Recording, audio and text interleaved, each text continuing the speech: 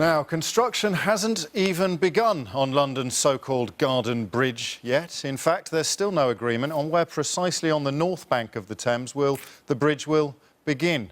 Or end, I suppose, if you're coming from the south. It was championed, of course, by Boris Johnson and was even designed by Boris's favourite architect, Thomas Heatherwick, known for those snazzy new Routemaster buses.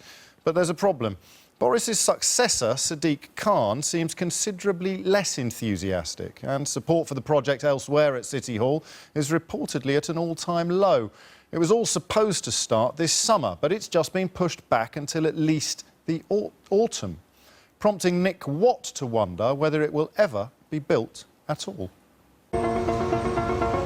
To its fans, the Garden Bridge would show the world that London is a world-class city with a spectacular place for contemplation across the River Thames. If Manhattan can have the High Line, why can't London have its own tree-lined Thames crossing? To its detractors, the bridge is a vanity project, reminiscent of, yes, the Millennium Dome, and didn't that end well? The bridge has had significant ambassadors.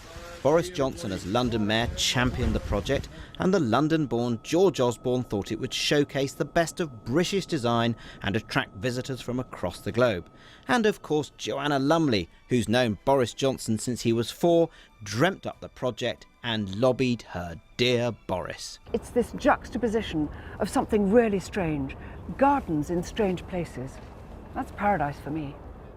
But the bridge now feels unloved in Whitehall and at London City Hall after the sacking of George Osborne and the departure of Boris Johnson to higher office. Sadiq Khan, the new London mayor, was a reluctant convert and was recently given a taste of opposition to the project in London. And that's the dilemma I've got. Do I cancel it and waste £40 million or carry forward? Well, the future of the bridge could be decided this week when the Transport Secretary Chris Grayling decides whether to extend a £15 million government guarantee until September next year. A no will spell real danger for the Garden Bridge, which is already in trouble.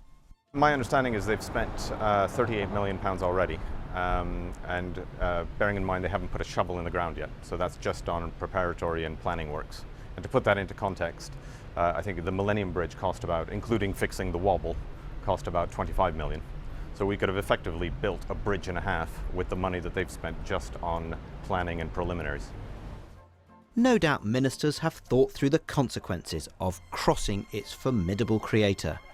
Joanna Lumley is no slouch when it comes to knocking governments into shape.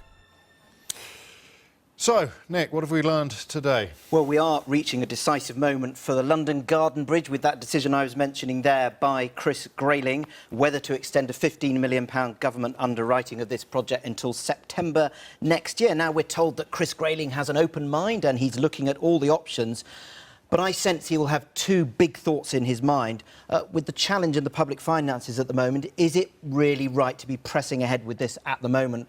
One Whitehall source said to me, "We need bridges people can cross, not bridges that you close for parties."